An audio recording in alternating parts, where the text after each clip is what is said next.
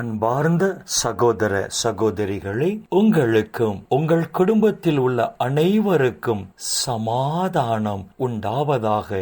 ஆமேன். அன்பார்ந்த சகோதர சகோதரிகளே, இன்றைய நாளின் தியானத்திற்காக நாம் எடுத்துக்கொண்ட இறை வார்த்தை புனித பவுல் கொரிந்தியருக்கு எழுதிய முதல் திருமுகம் 3ஆம் அதிகாரம் 21வது இறை வார்த்தையின் முதல் பகுதி. எனவே மனிதரை குறித்து எவரும் பெருமை பாராட்டலாகாது என்று புனித பவுல் இங்கு எழுதுகிறார். ஒரு ஊழியரை குறித்தோ அல்லது அவர் செய்கிற ஊழியத்தை குறித்தோ நாம் பெருமை பாராட்டி பேசக்கூடாது. மாறாக அந்த ஊழியருக்குள் செயல்படுகிற கடவுளை குறித்தும் கடவுளின் ஆவியை குறித்தும் நாம் பெருமை பாராட்டி பேச வேண்டும் என்ற ஒரு அழகான கருத்தை புனித பவுல் இந்த இறை வார்த்தைகளில் பதிவு செய்கிறார். இந்த ஊழியர் நன்றாக சிறப்பாக செயல்படுவார், இவரிடம் செல்லுங்கள் என்று சொல்லி அந்த ஊழியரை குறித்தோ அவர் ஊழியத்தை குறித்தோ பெருமை பாராட்டி பேசக்கூடாது. ஏனென்று சொன்னால் ஆவியானவர் செயல்பாடு இல்லை என்று சொன்னால் எந்த ஊழியராலும் எதுவும் செய்ய முடியாது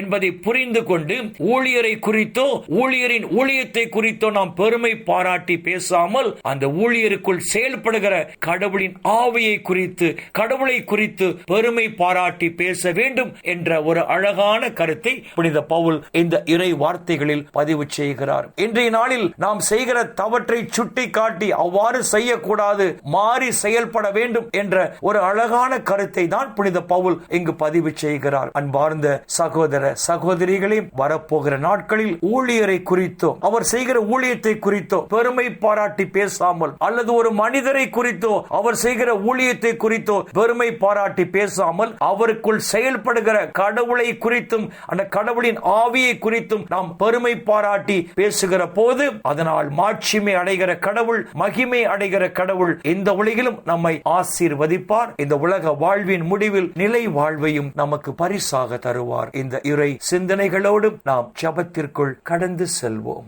எங்களை நேசிக்கிற நல்ல பிதாவே, அப்பா, இந்த உலகில் இன்னும் ஒரு நாளை நீர் எங்களுக்கு சேர்த்து தந்த உம்முடைய கிருபைக்கு நன்றி சொல்லுகிறோம். இந்த உலகில் யாரை பெருமைப்படுத்தி பாராட்டி பேச வேண்டும் என்ற ஒரு அழகான உண்மையை உம்முடைய உயிருள்ள வார்த்தைகள் வாயிலாக எங்களுக்கு எடுத்து சொன்னீரே அப்பா, உமக்கு நன்றி சொல்லுகிறோம். வரப்போகிற நாட்களில் எந்த மனிதரை குறித்தும் பெருமை பாராட்டி பேசாமல் அந்த மனிதருக்குள் செயல்படுகிற உம்மை குறித்தும் உம்முடைய ஆவியின் வல்லமையை குறித்தும் நாங்கள் பெருமை பாராட்டி பேசும் போது அப்பா, இந்த உலகிலும் தேவரீர் எங்களை ஆசீர்வதித்து இந்த உலக வாழ்வின் முடிவில் நிலை வாழ்வையும் எங்களுக்கு பரிசாக தருவீராக. அப்பா பிதாவே, இந்த இறை செய்தியை கேட்கிற எல்லா மக்களையும் அவர்கள் குடும்பங்களையும் விண்ணக ஒளி பீடத்திலிருந்து தேவரீர் நிறைவாக ஆசீர்வதிப்பீராக. அப்பா, இந்த இறை செய்தியை கேட்கிற உம்முடைய பிள்ளைகள் உம்முடைய நிறைவான ஆசீரால் மன நிறைவோடு மன மகிழ்ச்சியோடு மன அமைதியோடு நலமோடு வாழ கிருபை செய்வீராக. இயேசுவின் பரிசுத்த நாமத்தில் செபிக்கிறோம் நல்ல பிதாவே. ஆமேன், ஆமேன், ஆமேன்.